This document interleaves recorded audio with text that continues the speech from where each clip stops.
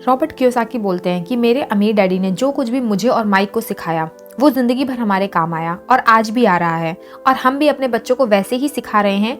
अब मैं आपको बताऊं, 1923 में शिकागो में बहुत बड़े बड़े बिजनेसमैन इकट्ठे हुए थे एक बीच के पास।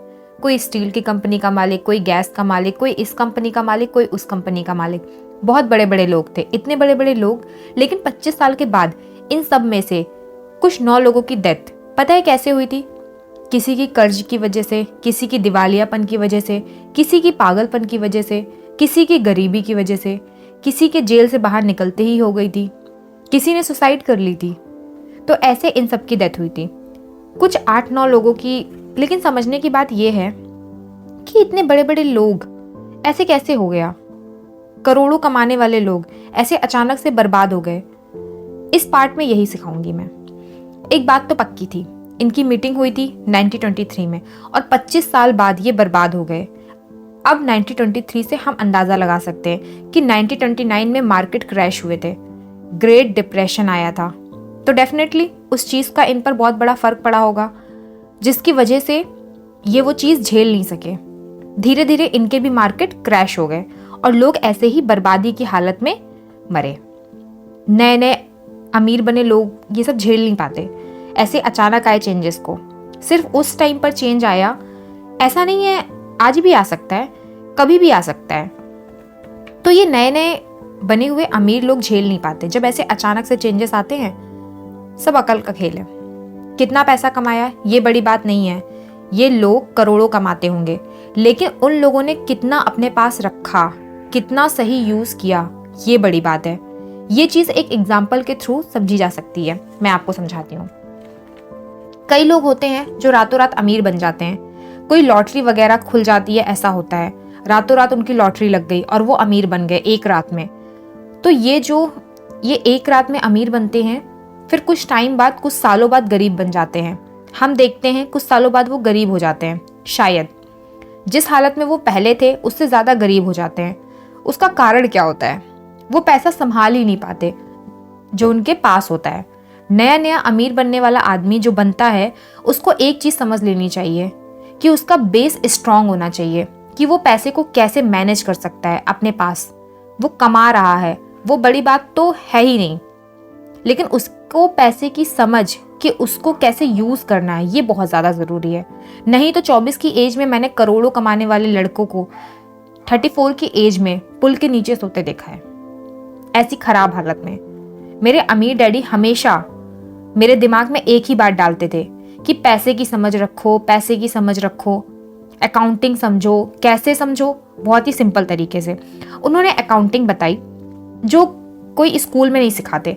वो बोले स्कूल में तो ये सब्जेक्ट जो है अकाउंटिंग का, वो मैंने आपको बताया था कि वो इतना स्कूल नहीं गए थे, वो ज़्यादा पढ़े लिखे नहीं थे, लेकिन अकाउंटिंग जैसे सब्जेक्ट के लिए वो बोलते थे ये स्कूल में ये अकाउंटिंग जैसे सब्जेक्ट किस तरीके से पढ़ाया करते थे।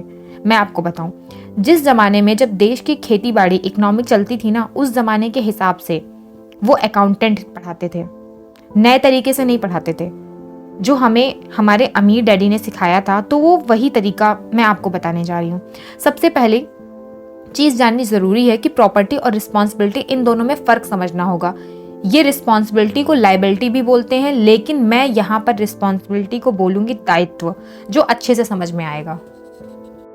ज़्यादातर लोगों को अपनी प्रॉपर्टी और रिस्पॉन्सिबिलिटी में ज़्यादा फ़र्क ही नहीं समझ आता, लेकिन मैं आपको 2 मिनट में समझा सकती हूँ। सबसे पहले एक सिंपल सा क्वेश्चन पूछती हूँ, क्या आप अपने घर को अपनी प्रॉपर्टी मानते हो? अगर मानते हो तो ये मुझे बताओ। मैं सबसे पहले आपको बता देती हूँ कि प्रॉपर्टी का मतलब होता है कि जो चीज़ आपकी जेब में पैसा डालती है, और रिस्पॉन्सिबिलिटी वो होती है जो चीज़ आपकी जेब में से पैसा निकालती है। बस इतना सा फ़र्क है, बस इतना सा जान लो।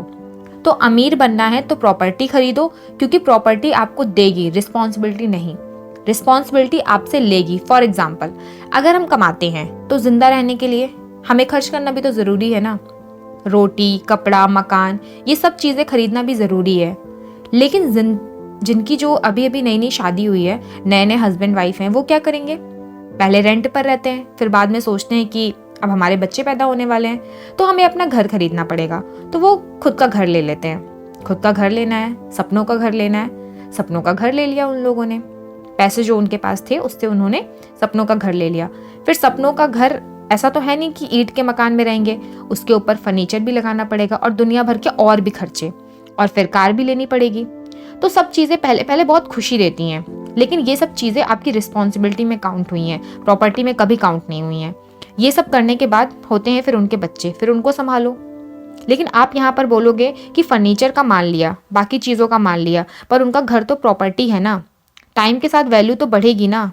नहीं, उनका घर भी रिस्पॉन्सिबिलिटी है। कैसे, ये मैं आपको बताऊंगी। सबसे पहली चीज़ तो लोगों को भेड़ चाल चलने का बहुत शौक है। वो बोलते हैं ना कि आपका घर सबसे बड़ी पूंजी है, सबसे बड़ी प्रॉपर्टी है आपका घर, तो घर पे इन्वेस्ट करो।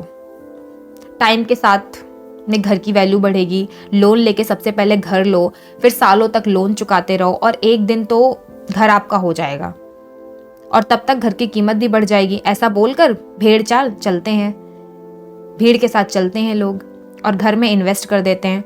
आपका खरीदा हुआ घर आपकी प्रॉपर्टी नहीं है, आपकी रिस्पॉन्सिबिलिटी है। अब यहाँ पर सॉरी मुझे मालूम है कि घर एक इमोशनल चीज़ होती है और लोग थोड़े इमोशनल हो जाते हैं घर को लेकर, लेकिन नहीं है। प्रॉपर्टी आपका घर नहीं है, क्या करें। खरीदना ज़रूरी है, मैं ये जानती हूँ, अपना घर खरीदना ज़रूरी है, लेकिन उसे प्रॉपर्टी में काउंट कर ही नहीं सकते क्योंकि वो रिस्पॉन्सिबिलिटी है। घर खरीदने के बाद काम ख़त्म नहीं होता, उसके आगे कुछ नहीं, ऐसा नहीं होता कि उसके आगे भी उसमें खर्चे लगते हैं, उसके आगे भी उसमें खर्चे होते हैं, उसके साथ जुड़े हुए और भी खर्चे होते हैं।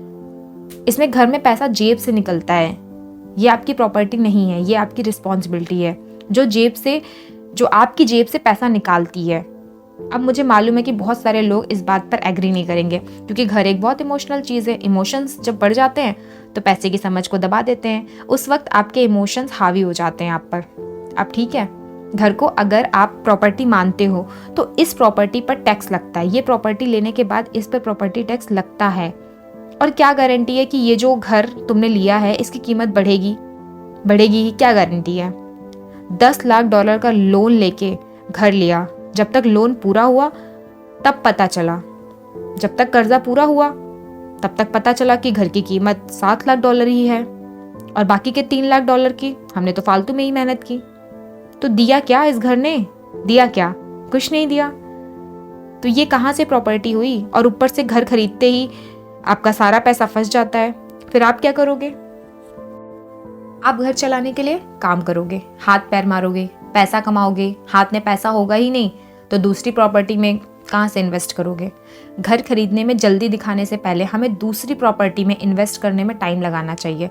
अगर दूसरी प्रॉपर्टी में पैसा लगाना शुरू कर दिया है तो एक टाइम पर दूसरी प्रॉपर्टी से जो लेती नहीं है देती है आपको पैसा, उनसे इतना पैसा निकालना शुरू हो जाएगा कि आपके खर्चे चलना शुरू हो जाएंगे। आपकी पूरी इनकम जो आ रही है उसमें कोई भी फ़र्क नहीं पड़ेगा, वो आती रहेगी और यहाँ पे प्रॉपर्टी आपको कमा के देगी। तो प्रॉपर्टी में इन्वेस्ट करो, अपनी रिस्पॉन्सिबिलिटी और प्रॉपर्टी वाले कॉलम को स्ट्रॉन्ग बनाओ। अमीर लोग यही करते हैं, अमीर लोग प्रॉपर्टी वाले कॉलम को स्ट्रॉन्ग बनाते हैं, इसलिए वो और ज़्यादा अमीर होते जाते हैं। वो लोग प्रॉपर्टी में इन्वेस्ट करते हैं, रिस्पॉन्सिबिलिटी में नहीं। और मिडिल क्लास आदमी क्या करते हैं, हमेशा रिस्पॉन्सिबिलिटी में इन्वेस्ट कर देगा। जैसे घर खरीद लिया और उसके बाद में क्या करेगा, अपनी सैलरी पर डिपेंड रहेगा, पूरा सैलरी पर डिपेंड रहेगा। लेकिन ये लोग क्या करते हैं, प्रॉपर्टी में इन्वेस्ट करने के बाद सैलरी पर डिपेंड नहीं रहते, प्रॉपर्टी में उन्हें कमा के दे रही है और सैलरी तो आ ही रही है। पर एक बात मैं आपको बता देती हूँ कि सैलरी बढ़ने से कोई भी अमीर नहीं बन सकता। मिडिल क्लास आदमी हमेशा अपनी सैलरी पर ही डिपेंड रहता है, इसलिए इकलौता जरिया होता है सैलरी अमीर बनने का।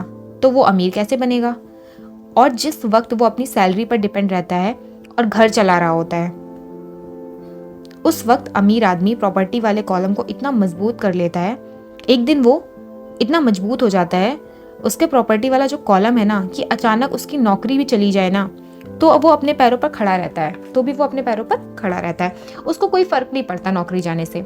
यहाँ पर रॉबर्ट कियोसाकी बोलते हैं कि जाओ, अगर ये नहीं मानना तो उसके लिए काम करो, गवर्नमेंट के लिए काम करो, बैंक के लिए काम करो, इन तीनों के लिए काम करो, इनको ही फायदा होगा तुम्हारे काम करने से।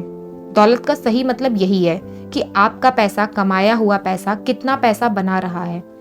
वो पैसा गलत जगह पर नहीं लगा, पड़ा नहीं रहा बैंकों में, वो पैसा आपके लिए काम कर रहा है, चौबीसों घंटों काम कर रहा है, आपको पैसा कमा के दे रहा है। अपनी सैलरी पर इतना जोर देने की ज़रूरत ही नहीं है। अपनी प्रॉपर्टी वाले कॉलम को जितना इन्वेस्ट करोगे उतने पैसे बनाओगे।